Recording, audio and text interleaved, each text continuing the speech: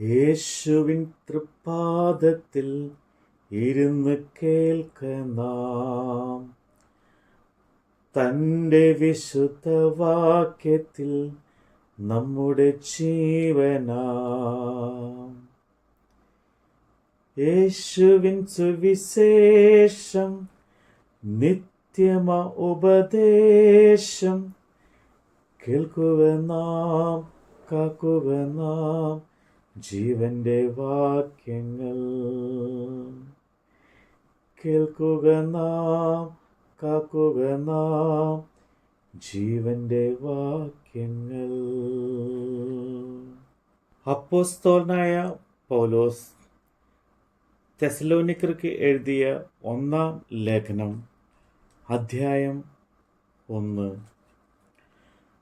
പൗലോസും സിലനോസും തീമത്തിയോസും പിതാവായ ദൈവത്തിലും കർത്താവായ യേശുക്രിസ്തുവിലുമുള്ള തെസ്സലോനിക്ക സഭയ്ക്ക് എഴുതുന്നത്.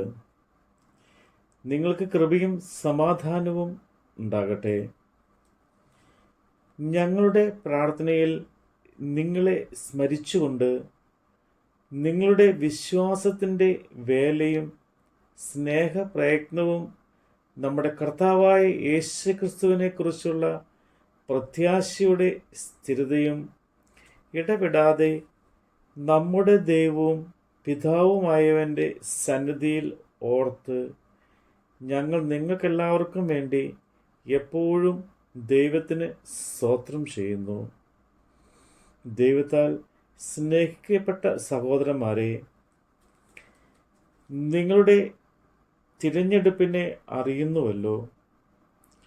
ഞങ്ങളുടെ സുവിശേഷം വചനമായി മാത്രമല്ല, ശക്തിയോടും പരിശുദ്ധാത്മാവോടും ബഹുനിശ്ചയത്തോടും ആയിരുന്നു. നിങ്ങളുടെ അടുക്കൽ വന്നത് നിങ്ങളുടെ നിമിത്തം ഞങ്ങൾ നിങ്ങളുടെ ഇടയിൽ എങ്ങനെ പെരുമാറിയിരുന്നു എന്ന് അറിയുന്നുവല്ലോ. ബഹുകഷ്ടം സഹിക്കേണ്ടി വന്നിട്ടും നിങ്ങൾ പരിശുദ്ധാത്മാവിൻ്റെ സന്തോഷത്തോടെ വചനം കൈക്കൊണ്ടു ഞങ്ങൾക്കും കർത്താവിനും അനുകാരികളായി തീർന്നു.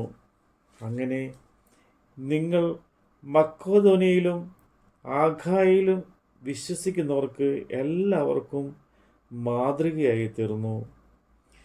നിങ്ങളുടെ അടുക്കൽ നിന്ന് കർത്താവിൻ്റെ വചനം മുഴങ്ങിച്ചെന്നത് മക്കെദോന്യയിലും ആഖായയിലും മാത്രമല്ല, എല്ലായിടവും നിങ്ങൾക്ക് ദൈവത്തിലുള്ള വിശ്വാസം പ്രസിദ്ധമായിരിക്കുന്നു. അതുകൊണ്ട് ഞങ്ങൾ ഒന്നും പറവാൻ ആവശ്യമില്ല.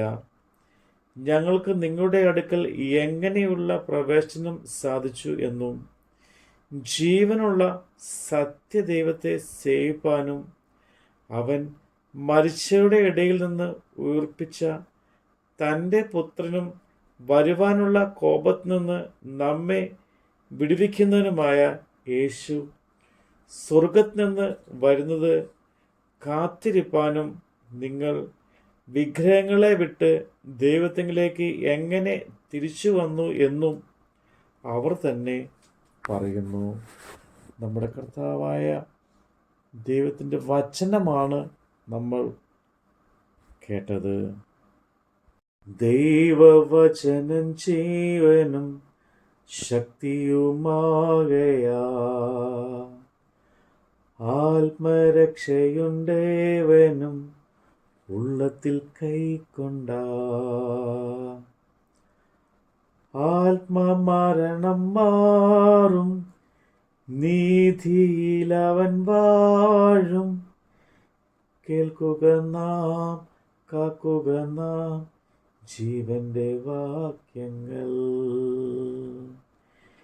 കേൾക്കുക നാം, കാക്കുക നാം ജീവന്റെ വാക്യങ്ങൾ.